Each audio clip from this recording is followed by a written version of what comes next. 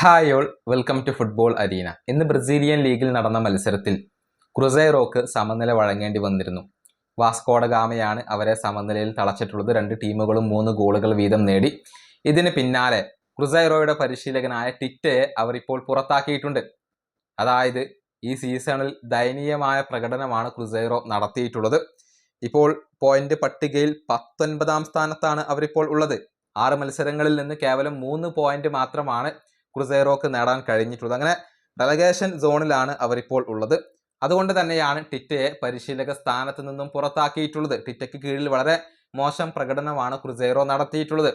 കഴിഞ്ഞ സീസണിൽ 3ാം സ്ഥാനത്ത് ഫിനിഷ് ചെയ്ത ടീമാണ് ഇപ്പോൾ 19ാം സ്ഥാനത്തുള്ളത്.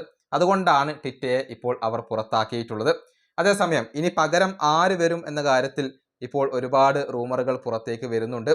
നമുക്കറിയാം, പ്രശസ്ത പരിശീലകനായ ഫിലിപ്പെ ലൂയിസ് ഇപ്പോൾ ഫ്രീ ഏജന്റ് ആണ്. ഫ്ലമംഗോ അദ്ദേഹത്തെ പുറത്താക്കിയിരുന്നു. ക്രുസൈറോ ഫിലിപ്പെ ലൂയിസിനെ കൊണ്ടുവന്നേക്കും എന്നുള്ള റൂമറുകൾ ഇപ്പോൾ സജീവമാവുകയാണ്. ഫിലിപ്പെ ലൂയിസ് വന്നു കഴിഞ്ഞാൽ തീർച്ചയായും അവർക്ക് രക്ഷപ്പെടാൻ സാധിക്കും എന്നാണ് അവരുടെ മാനേജ്മെന്റ് ഇപ്പോൾ വിശ്വസിക്കുന്നത്.